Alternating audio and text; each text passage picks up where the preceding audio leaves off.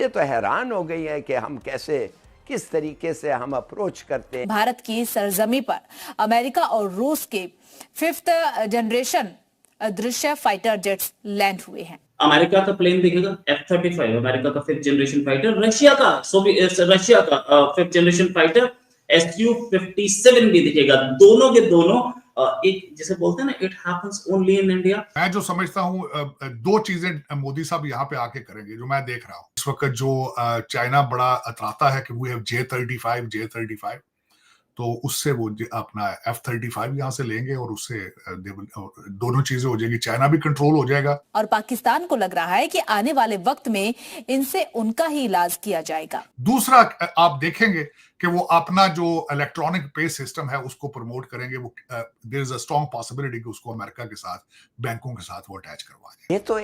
ये तो it is so obvious. अब करें तो क्या करें, अब इतने गधे हमारे यहाँ हैं, भेज के हम चाइना थक गए, हमारे गधे खत्म ही कोई नहीं हो रहे। वो जो नरेंद्र मोदी साहब का पर्सपेक्टिव है कि जी हमने इनके हाथ में कटोरा दे दिया है, इनके हाथ में बाउल दे दिया, बैगिंग बाउल दे दिया, अब ये मांगते फिरते हैं। देखिए, सीधी सादी बात है, ये it's part of a game. और उसके बाद उन्होंने खत लिखा, उसका रशिया ने खत का जवाब नहीं दिया। रशिया ने कहा तुमने 2015 का कोई एग्रीमेंट पूरा नहीं किया, हम नहीं बात कर रहे। मतलब दो दुश्मनों के प्लेन आमने सामने 80 फीट दूर, बहुत बड़ी चीज है। और ये पूरी दुनिया की एविएशन इंडस्ट्री के लिए बहुत बड़ी खबर है। हेलो फ्रेंड्स, जय हिंद। हिंदुस्तान स्पेशल में आपका स्वागत है दोस्तों। जैसा कि दोस्तों आपने क्लिप में देखा, ये पहली बार हुआ है जब F-35 और Su-57 एक ही रनवे पर उड़ान भर रहे हैं। पाकिस्तानी मीडिया ये चर्चा कर रहा है कि ये सिर्फ भारत ही कर सकता है। दुनिया के सबसे बड़े एयर शो में से एक एरो इंडिया की शुरुआत हो चुकी है। यह एयर शो बेंगलुरु के एयर फोर्स स्टेशन पर 10 फरवरी से शुरू होकर 14 फरवरी तक चलने वाला है। इस दौरान कई आधुनिक लड़ाकू विमान और ड्रोन तकनीक देखने को मिली। इस बीच दुनिया में लगातार यह सवाल सामने आ रहा है कि 5वीं पीढ़ी के 2 लड़ाकू विमान लॉकहीड मार्टिन का F-35 और रूस का सुखोई Su-57 एक ही रनवे पर उड़ान भरे हैं।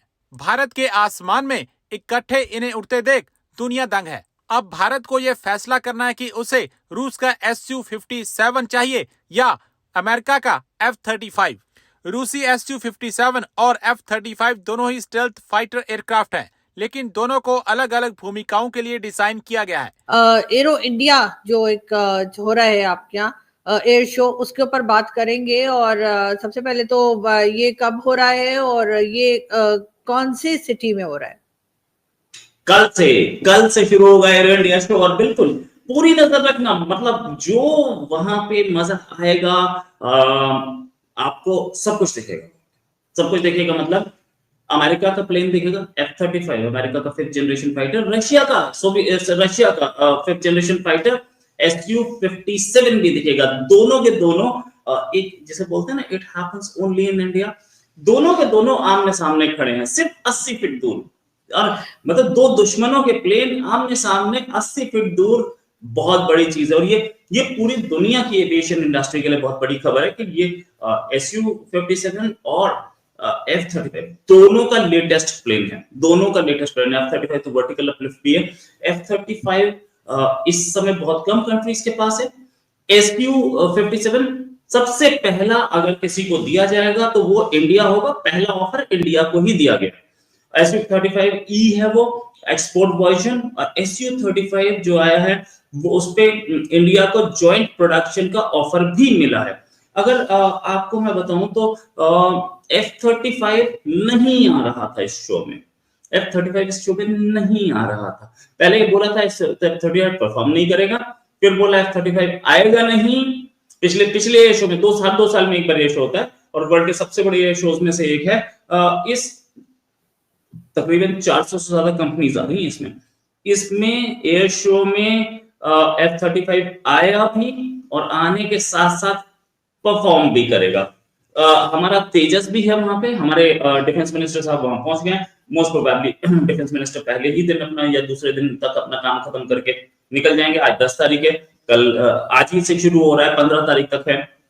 यहाँ पर हमारी सूर्य किरण टीम भी परफॉर्म करती है, यहाँ पर सुखोई भी परफॉर्म करेगा, यहाँ पर हमारा तेजस भी परफॉर्म करेगा, यहाँ पर सारे प्लेन परफॉर्म करेंगे। और साथ में आपको दिखेगा ये जो 300 से ज्यादा कंपनीज हैं वो किस चीज की। अब प्लेन तो 5-10 ही हैं, 20-30 40-50, 300 से ज्यादा कंपनी वो हैं जो कुछ रडार बनाती हैं, कुछ एवियोनिक्स बनाती हैं, कुछ हार्ड पॉइंट्स बनाती हैं, कुछ सीट मैन्युफैक्चरिंग करती हैं। ये सारी कंपनीज यहाँ आई हैं। उनका डिसीजन आ चुका है। उसमें देखें, मैं जो समझता हूं दो चीजें मोदी साहब यहाँ पे आके करेंगे जो मैं देख रहा हूं। एक तो अपने डायस्पोरा का ख्याल करेंगे, मकसद ये है कि जो H1B वीजा है उसको स्पीडी कराएंगे, वो उसके ऊपर जो कैप है उसको कम कराएंगे। वो जितना मजीद तालीम याफ्ता इंडियन यहाँ पे आएंगे, भारत उतना स्ट्रांग होगा वॉशिंगटन डीसी में। एक तो वो करेंगे। दूसरा आप देखेंगे कि वो अपना जो इलेक्ट्रॉनिक पे सिस्टम है उसको प्रमोट करेंगे। वो there is a strong possibility कि उसको अमेरिका के साथ, बैंकों के साथ वो अटैच करवा दें। वो कर जाएंगे तो दोनों साइडों पे विन विन सिचुएशन है चीमा साहब। और तीसरी बात ये है जो डोनाल्ड ट्रंप साहब को शौक है बड़ा खास उनको कि असला बेचें भारत को, वो भी उनसे भी वो असला भी लेंगे। टेक्नोलॉजी देखें, जो S-400 सिस्टम उन्होंने रशिया से लिया है, अभी तक सिर्फ मेरे ख्याल 2 मिले हैं, 2 अभी उनको नहीं मिले। और इस तरह की चीजें वो चाइना को काउंटर करने के लिए, पाकिस्तान को काउंटर करने के लिए वो यहाँ से इनसे तैयारी भी लेंगे। इस वक्त जो चाइना बड़ा अतराता है कि वी हैव J-35, तो उससे वो अपना F-35 यहाँ से लेंगे और उससे दोनों चीजें हो जाएगी। चाइना भी कंट्रोल हो जाएगा और दूसरा ये कि वो डोनाल्ड ट्रंप साहब के गुड बुक्स में भी आ जाएंगे और अपने सारे चीजें वीजों के और चीजों के सारे वो सेटल करके जाएंगे। और this will become a legacy of Modi साहब, क्योंकि उनकी भी आखिरी टर्म आगे चल रही है और डोनाल्ड ट्रंप के इनकी भी आखिरी टर्म चल रही है। They will both will be interested in the legacy.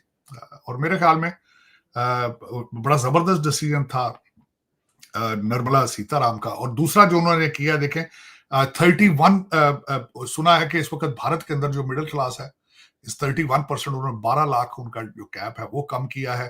फिर 500 करोड़ आर्टिफिशियल इंटेलिजेंस के लिए उन्होंने रखा है। तो मेरे ख्याल में they are very smart people versus मेरे जैसा बंदा। मैंने जिस तरह आपको बताया है कि मैं इनमें से विवेक रामास्वामी और काश पटेल ढूंढता फिरता हूँ, अपने जो लौंडे लपाड़े इनमें से जिनको जो उर्दू की चीजें इंग्लिश में गूगल भी करने की सलाहियत नहीं रखते, फिर मैं क्या करूं। डॉक्टर साहब, डीप सीक हमारे पास है, ओपन एआई हमारे पास है, चैट जीपीटी हमारे पास है, हमें किस चीज की टेंशन है डॉक्टर साहब? हम हर किस्म की ताकत रखते हैं। साहब आपके पास जो डीप सीक है, अगले दिन सुहेल बड़ाई साहब ने एक आर्टिकल लिखा है, सुना, उसके ऊपर बड़ी लहदे हो रही है।